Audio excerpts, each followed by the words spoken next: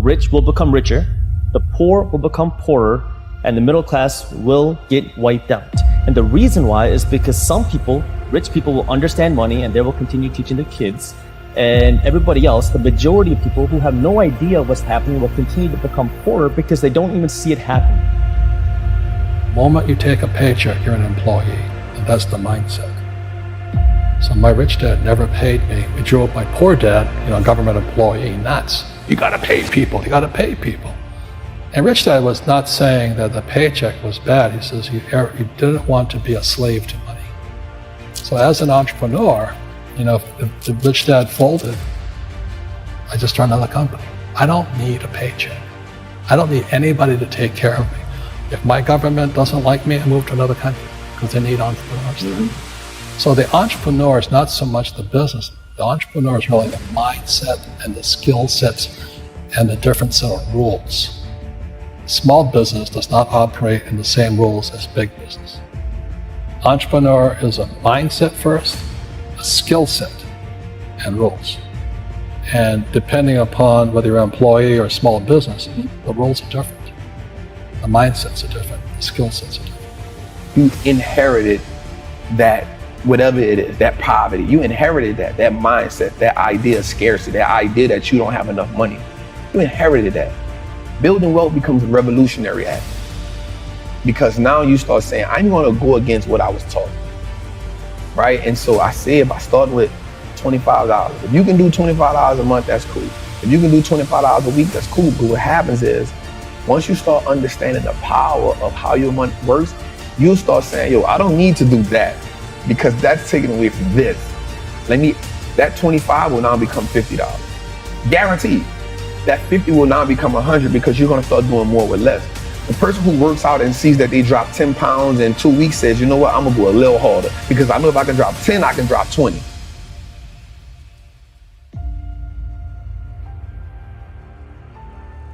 The majority of people, I think, assume that it's a lack of tool set that's stopping them from getting to where they want to go, when in reality, for the majority of people, it's a lack of mindset. Most of us have access to the tool set. It's just our mindset that's lacking.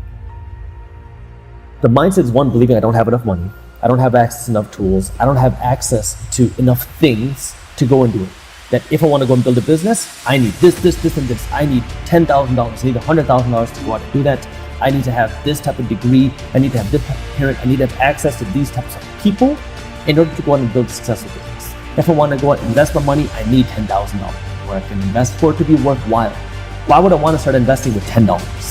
What is that going to do?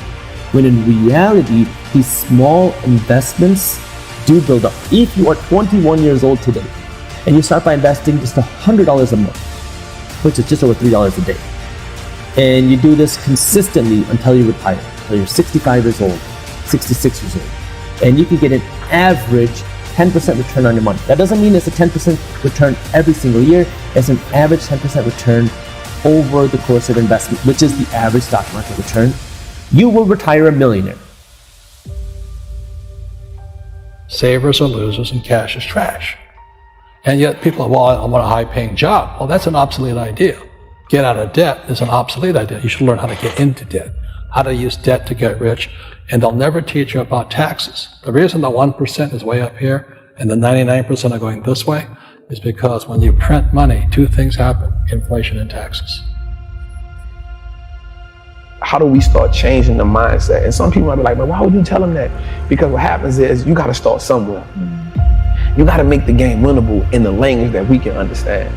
And so once you learn English, now you say, you know what, I want to learn Spanish, I want to learn French, I want to learn that, because now you understand the power of words. And so once they started understanding the power of the game, it was like, okay, I can play this game. And so it was powerful for me when my homies in the street started investing their money. And it really is that shift. I call it the minority mindset, thinking differently than the majority of people, because it's doing something different. Most of us are taught just to be consumers. We're never taught to do anything else. And think about the last time your teachers taught you about the importance of investing your money. You have to be willing to go out of your way to learn how some of these things work, because if you don't, you're just going to be a pawn in the system.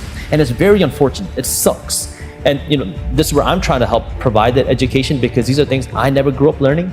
These are things that I wish somebody would have told me. Like once you start understanding the fundamentals, you give yourself power, because you now understand, like you said, you see how the machine works, right? And so most people look at the machine and marvel and say most people look at the stock market. 98% of the people who I know look at the stock market and say, yo, that's not a game I can play. I'm staying away from it. And so the way it's set up is, the world is set up, well, listen, cool, I don't even want you to play it. Just give me your money, I'll play it for you. So when we look at like banks, like we understand that banks don't necessarily work in our favor, right? So banks only give us 0.05% interest on the money we have there. Well, we can get 8% just by putting our money in an index fund. So why would I just sit my money in a bank and let the bank make all the money? Because all they're gonna do is invest the money for you. So they now operating as the plug. They operate now as the man who, I'm gonna front you this, I'm gonna make my money, I'm gonna take the cut, I'm gonna give you just enough to keep coming back. I'm gonna go to the plug. Who is the plug? The stock market, right? And so once I understood the fundamentals of like, the most important thing too is we don't understand how money works. That's a whole different language in its own.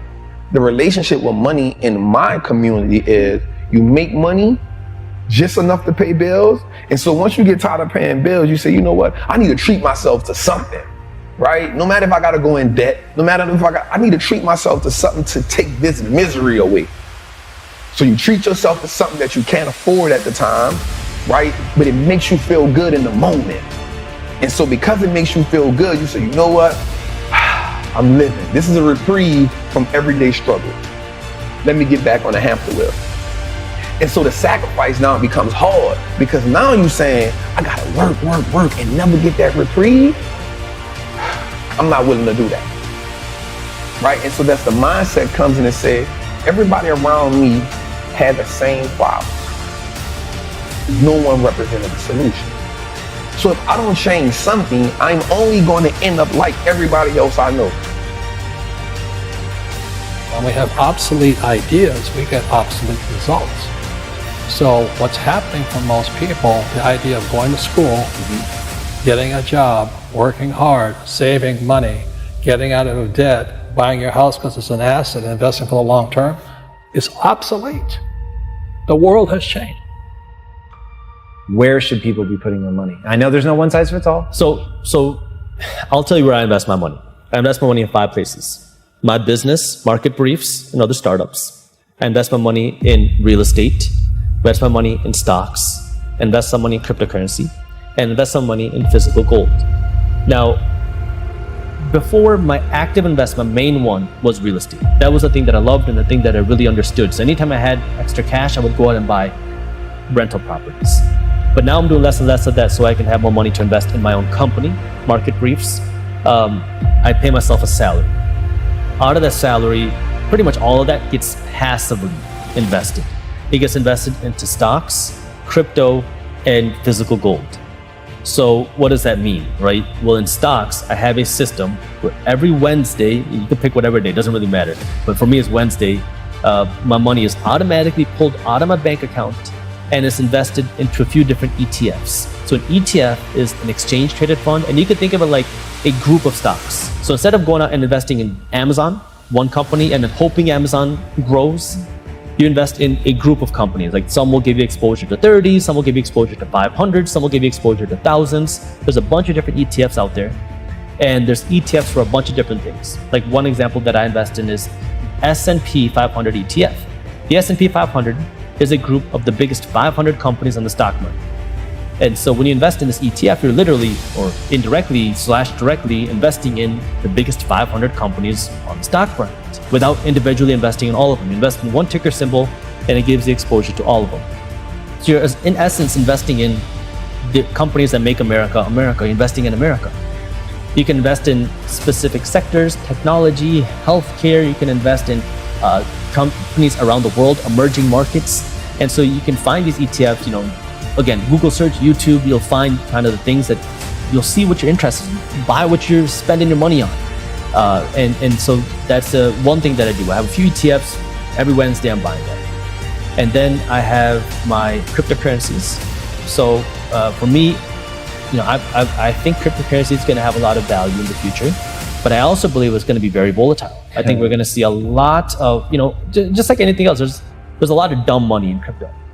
And, anytime you have all this money that was printed, right, money's going to want to go to dumb places. And so I think that we're going to see some cryptocurrencies go under. And again, what is that going to do? It's going to create panic, it's going to create volatility, it's going to create fear. So, especially when the newer asset class, you have to be willing to understand that and withstand that. And so, I understand that, I'm not the most educated person in crypto, but I understand the basics. I believe in the value of blockchain. So I invest in Bitcoin, Ethereum, and a couple of smaller coins, the things that I believe in. And that's happening every day. And then I invest in physical gold. Every month, I have some cash going to buy some physical gold every month. And so this has happening on autopilot. It's automatic, it's passive, and it's consistent. And it's just a simple way for me to invest. So the real entrepreneur has an internal focus. That if they fall down, they say, oh, this is good, because I'm going to go up higher. The average person will fall down and say, oh, I'm going to take some Prozac. Or somebody has a mistake, all the mistakes don't matter. Well, if mistakes matter, it means you didn't know something. But a real entrepreneur, whether they fall down, they always can go up. They can stand back up and go higher. And no matter what happens to them, they get stronger and better and smarter and happier. But a person with a weak internal mindset is that they're so afraid of what happens, it generally happens. Like, people who are afraid of losing their jobs, they generally lose their jobs. You know what I mean? Yeah. So everything you can comes through you. Yeah, so the entrepreneur first job is to control inside here, not outside there.